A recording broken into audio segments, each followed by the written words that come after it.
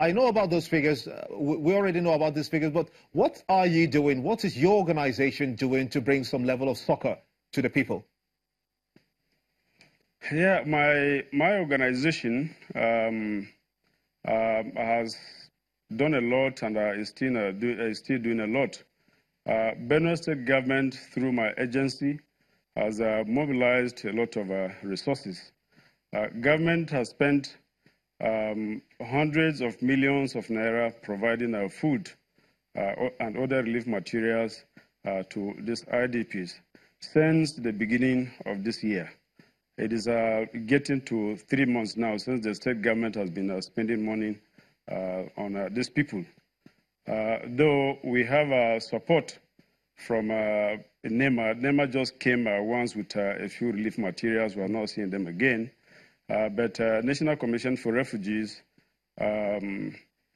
migrants, and internally displaced persons have also supported us immensely, including spirited individuals, organizations, and states such as Taraba State, Ebonyi State, Ekiti State, Rivers State, and others who are supporting state government to cater for these people. But to tell you the truth, it is not easy with the state government. Remember, we have spent close to 3 months catering for these people. I can imagine how difficult it is for the state government and your organization to try to see that 170,000 people are catered for in 8 IDP camps, as you have said. But let me get your thoughts also, Mr. Terence, in solving this problem. Since clearly the anti-open grazing law in Benue has had little effect, if any, in this case, what will be the immediate solution, since we've identified the problems and you have said that it is one of the most deadliest terrorist groups, although the government has not prescribed it as a terror group? What do you think? Well, the anti-open grazing law has come to take its effect in Benue. What you see that is happening in Benue are just factors that want to undermine the law at all costs.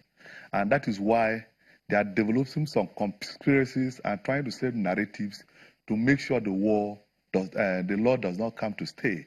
If not, the situation that happened in Benue was a simple situation that would have ended.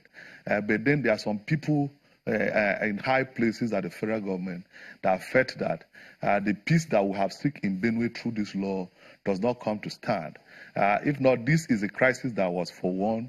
The state government has written to the president, the IG, and the Senate president. My group wrote to the Senate president, to the IG, and even did a protest before this crisis happened.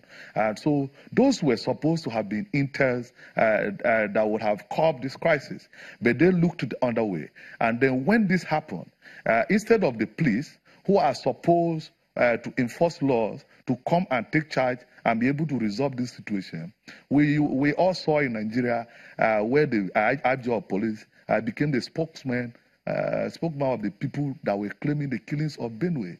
We also saw in Nigeria where the IG, instead of maintaining law and order in Benue, is busy giving directives to the governor on how to do a law that was enacted by a state house of assembly. We're going to take a look at that. We will take a look at that, even though the president's visit to especially troubled states, including your state, Benue State, is in view of trying to resolve some of the crises and problems that we saw. Visit to Benue let me ask you, was let me ask you this question. To Yobe.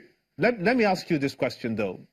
If the killings started before the anti-open grazing law and have continued and persisted even after the law was in place in Benue State, does this suggest to you, for instance, that these attacks and killings could be genocidal?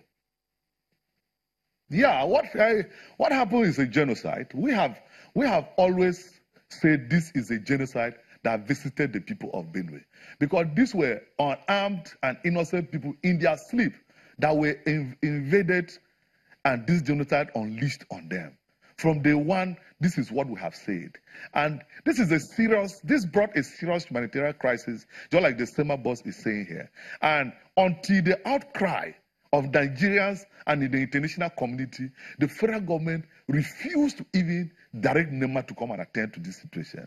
Because I know that the first visit of NEMA to Benue was done in error. Because you cannot come as an emergency agency and see that kind of humanitarian crisis in the state. And these are not IDPs that are only from Benue. We have to complete on your thoughts, but I'm afraid that we're going to have to take a short break very quickly. And when we come back, we'll look at the impact of Mr. President's visit to Benue State, Plateau State, and indeed other areas that have been affected by either herdsmen attacks or the Boko Haram insurgency.